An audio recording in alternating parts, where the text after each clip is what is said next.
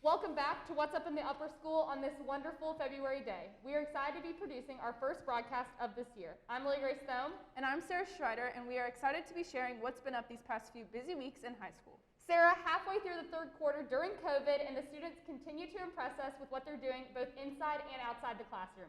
Let's hop right on in to look at what a handful of students have been doing with an interest in government. Youth in Government and Mock Trial, both clubs here at Webb, will continue to happen this year, but with a virtual twist. Let's take a look at what they've been up to. So how is mock trial going this year? It's going great. We are doing the same case we did last year. After the pandemic, the Tennessee Bar Association decided to keep the same case. I guess it was a lot of work to come up with a new case, and everyone's really swamped. So we have the same case as last year. Our competition is today, tomorrow, and Sunday. So they've been doing a lot of prep, and they're pretty excited. Good. All right, so our case this year is about a person who swallows a screw that is in his chicken sandwich, and it's a civil case. So he is suing the owner of the restaurant, who may or may not have tried to kill him. Our defense team consists of attorneys Jack Williams, Soumya Senthilkumar, AC Maddox, and witnesses Shreya, Mia, and Laurel. On our plaintiff side, we've got attorneys Will Stokes, Catherine Perkinson, and Caitlin Jenkins, and our witnesses are Jackson, Nathan, and Carly. So mostly our team is juniors, and we've got a couple of great freshmen who are on our team, and everybody's doing a great job. What an amazing opportunity. Both of these conferences take hours of preparation and energy from the students and faculty involved.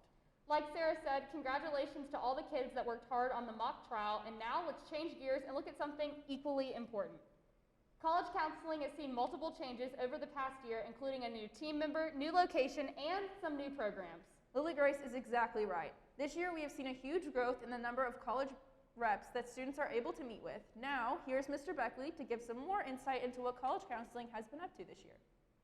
Well, COVID has definitely hit everyone with a lot of challenges. I mean, from students, parents, here in our college office and college admission office, a lot of challenges. First off, I mean, really standardized testing. I mean, a lot of you last spring had ACT and SAT tests canceled. So kind of that evolved into, trying to come up with the best strategies of how we're going to navigate test optional policies. A lot of colleges were test optional for the first time ever, and we had to figure out, if this was the best way for you to submit tests or not. I would also say, another big challenge for not only us as an office, you as students, but even for the college admission offices, how we were going to do virtual visits because we couldn't visit in person. We had to run daily visits virtually, which on one hand, we had access to many more colleges because it was much easier for people to come in and visit virtually, but still trying to develop a comfort level with schools virtually and not see the campus with your own eyes and ears, or experience them that way was definitely a challenge. Your class has been amazing this year, truthfully.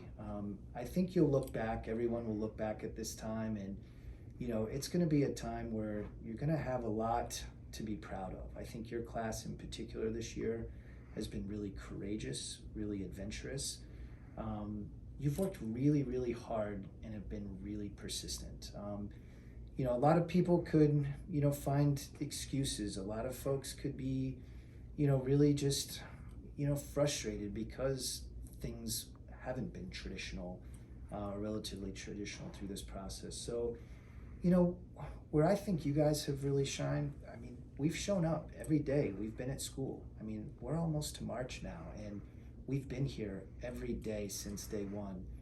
I think you're going to look back at that, and I think as a school community as a whole, not just your class, that's something we're going to be really, really proud of. This year, as of last week, we've processed 700 applications roughly.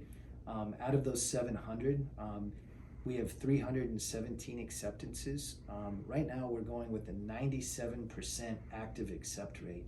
Obviously, we have several students who have been deferred and waiting to hear back, through regular decision.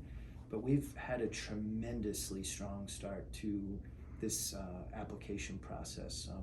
We had record number of students apply early. We had many accepts out of that pool, and I think when we look back at the end of this year, this is going to be a year that's tremendously diverse. We had 41 different states, 7 different countries, and I think that's amazing. In the time of COVID, we still have students applying internationally to a lot of different schools. So again, that's a testament to your grit, to your resilience. But I think what makes us as an office here in the College Counseling Office the most proud is the fact that you really seized on something that we really try to promote out of our office, in that during this difficult year, I've seen each of you stick together, work really hard to celebrate the successes that each of you have experienced. And I'll tell you, that's what you build a college counseling office around, is that spirit. And that's something that I think you guys have done a great job and will be an example for all the younger classes. Spring weather is upon us and spring sports are in full swing. One of these sports is the basketball team. Let's see how the basketball team has been producing over the past couple weeks. The boys basketball team played a great game last week against Silverdale Baptist Academy with a final score of 64-31. This helped the Spartans maintain third place in the region and now advance. They look forward to playing the remainder of their season and can hopefully make a state championship run. Well, it's good to know that the basketball team is doing well, as always. Another sport producing at a high level is the Webb wrestling team. The wrestling team has 3 members going back to the state championship: Brick Borf, Matthew Tink, and Dominic Vance. Let's go down to an interview with Brick Borf to see how he's preparing for the road ahead. Here with Brick Borf, senior on the Webb wrestling team. Brick, just share a little bit of your experience this season.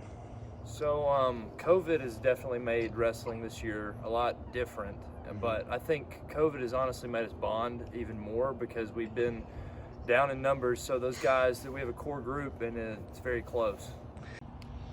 Second question is, Brick, now that you've made it to state with 2 other of your teammates, how are you guys preparing for the road ahead, and how excited are you guys? So basically we've just been in the wrestling room busting our tails, getting after it every day, wanting it, and now it's a mental game because we're all in shape, we're all ready. You just have to get ready, prepared mentally, and just get ready to go. As we wind down this week's broadcast, we want to give 3 tips. So 1, keep wearing your masks and staying COVID safe. 2, continue to work hard in all your classes and schoolwork as this quarter concludes. And 3, as spring sports begin, make sure to come out to a couple games and support your fellow classmates. Sarah, we always have to end the broadcast with a joke. So Sarah, knock knock. Who's there? A broken pencil. Broken pencil. Who? Oh, never mind. It's pointless. Once again, thank you for tuning into this week's What's Up in the Upper School, sponsored by the WOW Network. We hope you have a fun and safe weekend. Until next time.